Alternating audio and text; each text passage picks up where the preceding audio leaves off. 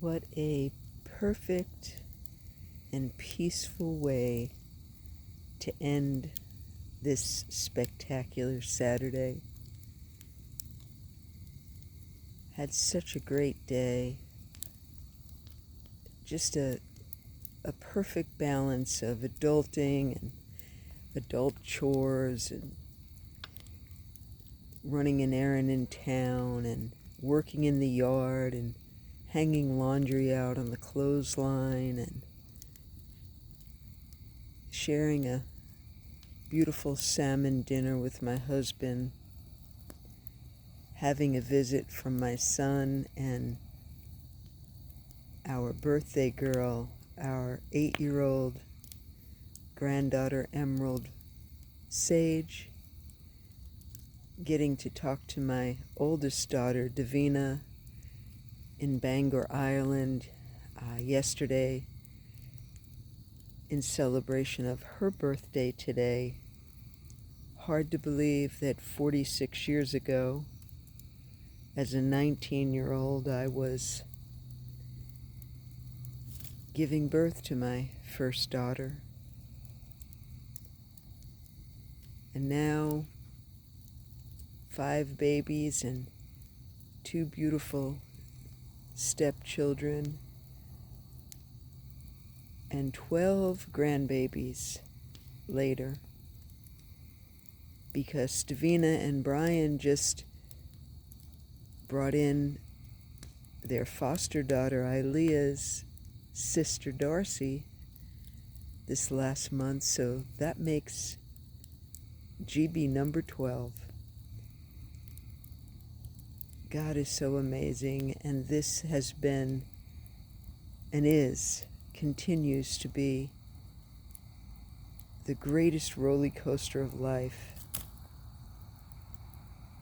And life just continues to get better and better the further away from the Matrix merry-go-round that I get. Oh, I still have lots of systems and programs to clear. But if you don't know the power of sitting in front of a bonfire, it clears your chakras, all the negative chi.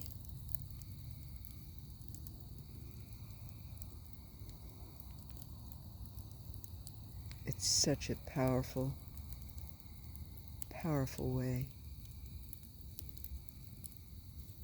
to clear your body, mind, and soul. And as usual, the Matrix grinder had me kind of up in arms the last day or so. It happens every year around Mother's Day.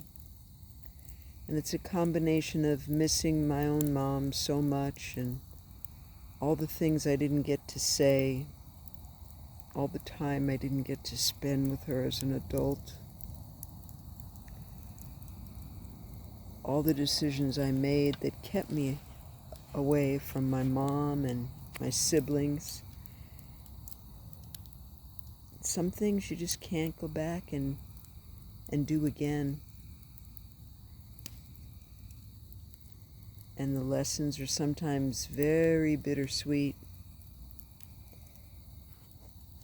And there's a grief. And then there's the longing for your own children to want to spend that time with you. And then the profound understanding of what your own mom went through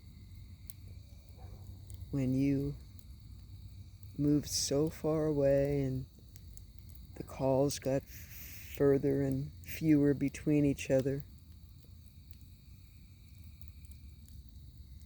And then I thought of the kids and the grandbabies that I haven't seen in so long, and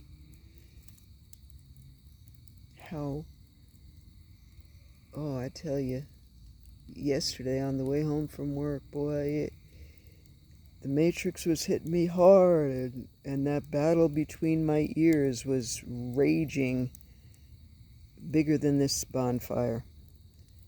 And all those voices were right there in my head. Oh, you're always going to be ostracized, and you're always going to be the weird one, and the one that's too much, or the one that people are intimidated by, or all those voices lying to me. And yet there has been lots of energetic shifts, and you come to recognize, the longer you're on this beautiful planet. And I want to honor Mother Earth this weekend too, because without her we wouldn't be here either. It took God and Mother Earth, because we had to have a place where we were going to be able to not only survive but thrive. And the days lately, with everything happening in the world, you feel, what's the word I'm looking for? Disillusioned and tired, exhausted from standing. You know, you stand on promises of God for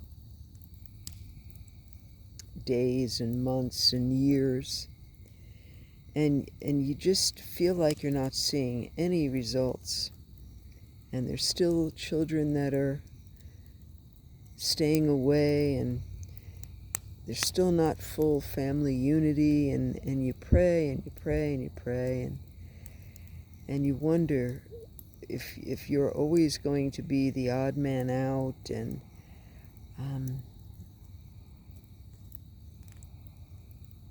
And last night, I tell you, on my way home from work, oh, I was so done. Oh God, I can't take this anymore. When is it my turn to have miraculous prayers answered? and yet they are. Every day is a miracle. Just waking up and being in such great health with vibrant energy. I mean, what a miracle that is. There are people that are my age that are very close to death, and I feel like my life is really just lit up. And so the battle rages, but I'm glad that there are times of peace, like tonight, times to just sit all by yourself and contemplate.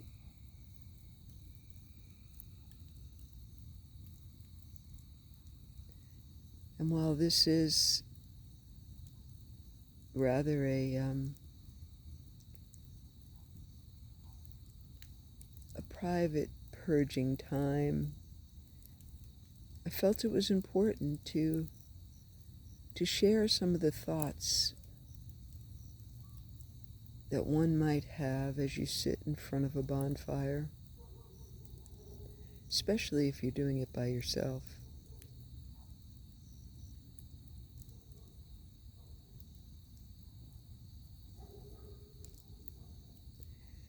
And I am just so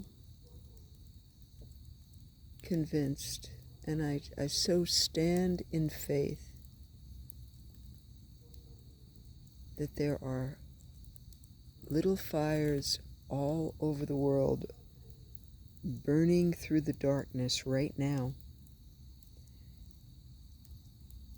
And I firmly believe that God and His warrior angels are working overtime to clear this planet of the dark entities that have been controlling us with this matrix merry-go-round.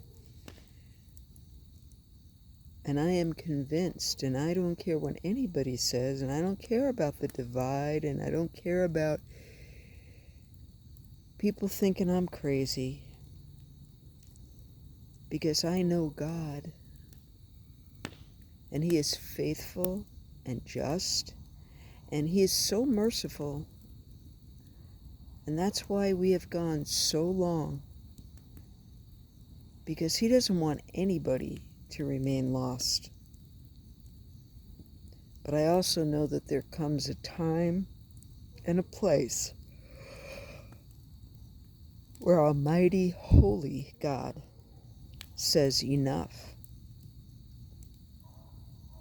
And with the heinous things being done against humanity, especially against children, I know God is in the clearing business, and He's doing it right now. And so I watch and I listen to all the chaos out there, and it makes me think about how each individual on the planet is battling in their own mind. Everybody has the spiritual battle between their ears. But true freedom comes when we finally let go of the mind. We're not our mind. And we drop down into our heart and open back up to all the truths of God.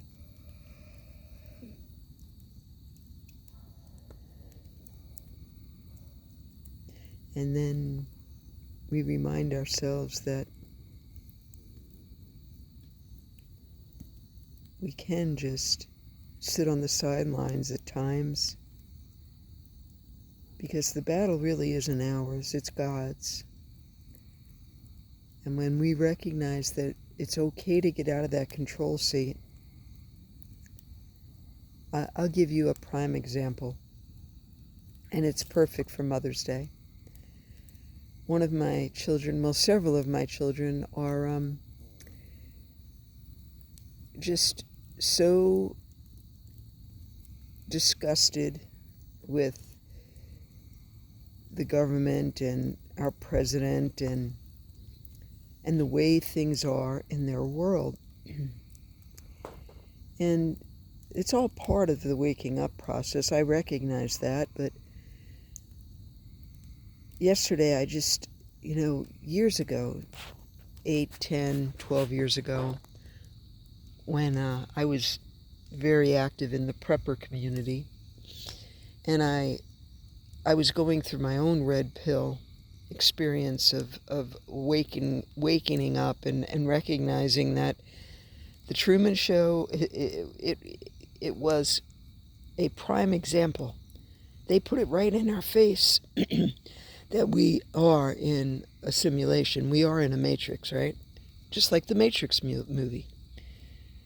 And to me, that is Satan saying to God, well, I showed them, I put it right there in their face. It was right there. They could watch it on TV over and over again, but they just didn't get it. They didn't get it. That was the truth about their life. That they're in my world and I'm controlling them with systems and programs and mind control.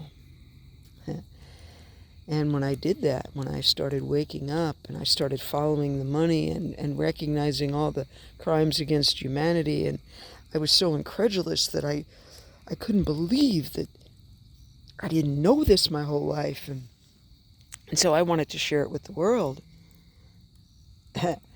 aka shove it down people's throats. And I had a little bout at that yesterday, tail end of work.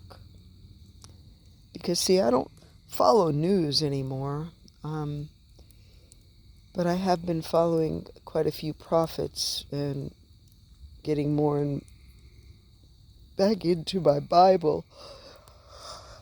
And seeing over and over again how God is a God of justice, and then you look at the things that are happening in the world, and I'm in the stage of my awakening where, the dots are all connected, and it's just, I can see clearly now, and I wanted so desperately for one particular child, well, adult child of mine, to see that. And several days ago I had conversated with my husband about that, and I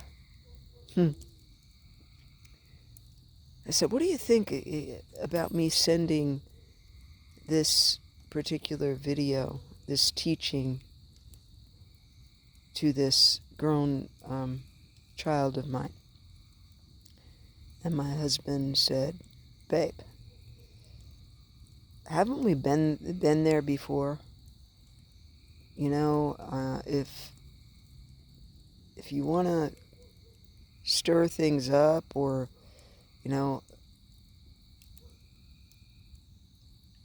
this particular grown adult child will probably not even open it, and it'll probably just get them upset, is what my husband told me 3 days ago. And did I listen? No, because see, I was in the control seat. Oh, buddy. I've done numerous episodes about the control seat. You don't want to be in the control seat, because you and I, humanity, we know how to mess things up. And I was just, it was whirling in my head. But maybe this time, this time he'll listen. and yet, what do I also share? I share about how one of my favorite songs by Trevor Hall is, I think it's Medicine for the People, Knuckle Bear, where he sings about how everybody gets it in their own time, right? And Trevor Hall sings about how you can't rush your healing. And I know this. And I know that it took me 40 years before I started waking up. 40 years. And I only have I have 2 kids that are past the 40 mark now. And they're all starting to wake up. And the first part is that incredulousness and the anger. And that's what's happening right now. But I went ahead and sent that dang video anyway.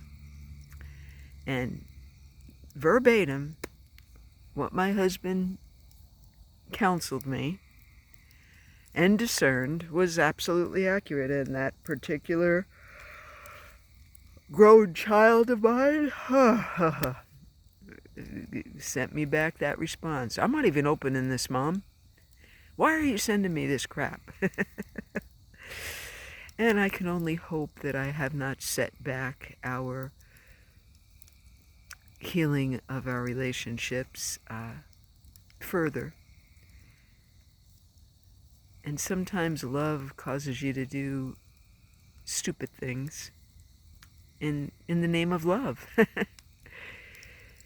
And so I look forward since last night, because I knew I was going to do this tonight.